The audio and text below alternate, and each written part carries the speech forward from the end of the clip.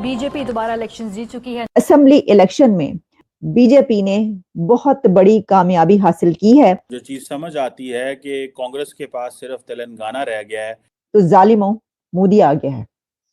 3 states में मोदी जीत गया है। Under the leadership of Modi India ने बहुत तरक्की की है, सबको नजर आ रही है। नरेंद्र मोदी की जो जीत है वो खित्ते के लिए क्या लेकर आएगी? जो भी है उनकी आवाम का फैसला है, और उनकी आवाम का फैसला लगता है इंडिया के जो सेक्युलर आइन है ठेस पहुंचने वाली है उसको। सो इट मीन्स के get ready, the next prime minister जो है वो इंडिया के अंदर वो मोदी साहब ही हैं। वो एक ऐसा शैतान आदमी है, वो कहता है कि ना तो जो पाकिस्तान रहे और ना हम रहे, ना एक दूसरे से बातचीत हो। असल में ना मोदी के जो पिछले 2 टेन्योर्स आए हैं, अगर आप उसको देखें तो वो एक आरएसएस के एजेंडे पर आए हैं। और वो जो मैसिव एक अलायंस बना था, इंडिया अलायंस, उसको बहुत बड़ा धचका है ये। मैं आपको ये बात बताऊं कि नरेंद्र मोदी को अब कोई टच भी करना जो है ना वो मुश्किल है। और आप अगले 5 साल में देखिए, अगले 5 सालों में मोदी इतना तगड़ा होगा, वो इतने बड़े स्टेप लेगा कि आप सोच भी नहीं सकते।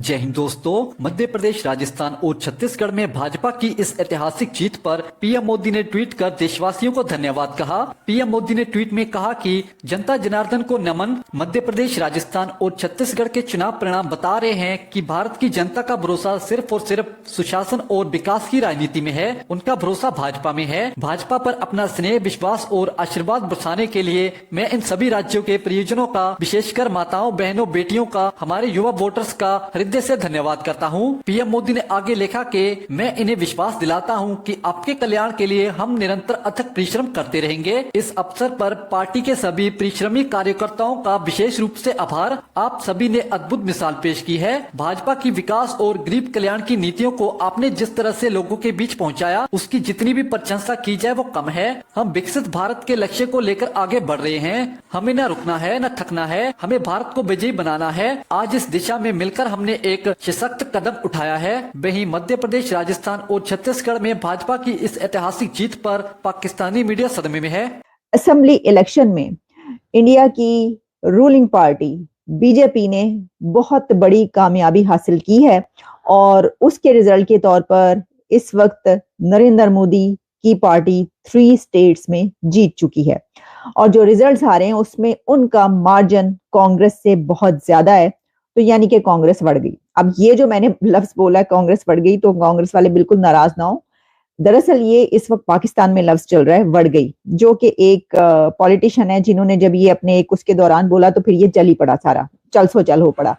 तो वो जब कोई हार रहा हो या कोई कामयाबी हासिल ना कर रहा हो तो वो ये कहा जाता है कि बढ़ गया, तो वो कांग्रेस जो है वो लगता है कि बढ़ गई। अब सिचुएशन ये है कि हमने आपको ये बताया था कि मैं इस वक्त क्योंकि लाइव आपके लिए जो है ये पेश कर रही हूँ, तो जनाब मैं कई दिन से ही कह रही थी कि हम मुख्तलिफ कोई ऐसे इवेंट्स आ रहे थे, इंटरनेशनल इवेंट्स या नेशनल इवेंट, जिसमें हम कहते थे कि भाई मोदी छा गया, जैसे कि मेलोडी एक सेल्फी चलना शुरू हुई COP28 में, तो उसके ऊपर हमने कहा, उससे पहले भी मैंने कहा कि जालिमों मोदी आ रहा है, तो जालिमों मोदी आ गया है। 3 स्टेट्स में मोदी जीत गया है। जो चीज समझ आती है कि कांग्रेस के पास सिर्फ तेलंगाना रह गया है, बाकी हर जगह जिसे कहते हैं ना मोदी साहब स्वीप कर गए हैं। छत्तीसगढ़ में भी 53 सीट्स ले गए हैं। उसके बाद मध्य प्रदेश में 165 और कांग्रेस के पास 63 हैं वहाँ पे। राजस्थान में 115 जो सीट्स हैं उनके पास आई हैं, कांग्रेस के पास 70 हैं। और अब आप देखें कि ये मध्य प्रदेश में बड़ी मेजॉरिटी है 165, छत्तीसगढ़ में 53 की मेजॉरिटी है, 53 हैं, तेलंगाना में 64 हैं, और बीजेपी वहाँ पे बहुत थर्ड नंबर पे आई है, 9 सीट्स हैं।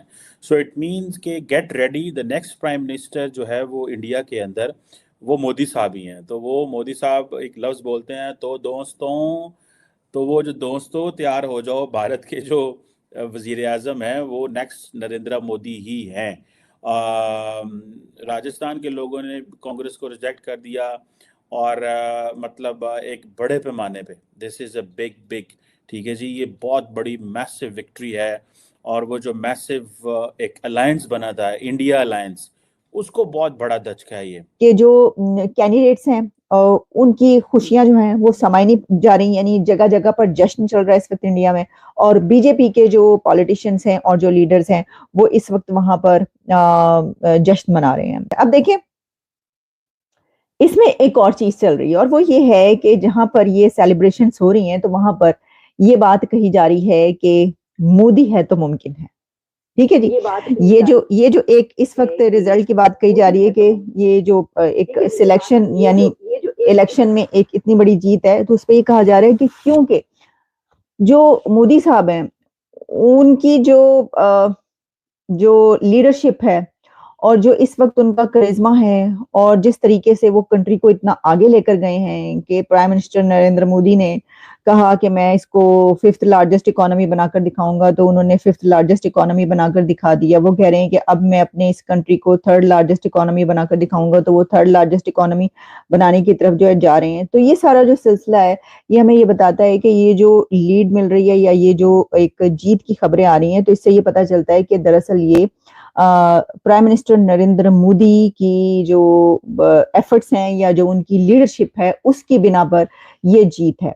अब पार्टी की जीत है, उनकी पार्टी की जीत है, जाहिर है इसमें तो कोई शक नहीं है कि बीजेपी की जीत है। लेकिन होता ये है कि जो लीडर होता है वही पार्टी को लेकर चलता है, और समटाइम्स ऐसा होता है कि पार्टी की अपनी ज्यादा शायद एफर्ट्स होती हैं, समटाइम्स ऐसा होता है कि उसका जो लीडर है वो पार्टी से ज्यादा बड़ा बन जाता है। तो मुझे ऐसा लगता है कि इस वक्त जो नरेंद्र मोदी साहब हैं वो लार्जर देन लाइफ किस्म की एक फिगर बन चुके हैं, और उसमें जो है वो उनको अब कोई पास टच भी नहीं कर सकता। मैं आपको ये बात बताऊं कि नरेंद्र मोदी को अब कोई टच भी करना जो है ना वो मुश्किल है। और आप अगले 5 साल में देखिए, अगले 5 सालों में मोदी इतना तगड़ा होगा, वो इतने बड़े स्टेप लेगा कि आप सोच भी नहीं सकते। ठीक है जी, मेरा ख्याल है कि जिसे कहेंगे ना कि we just can't even imagine in which way and which direction Modi साहब जा रहे हैं।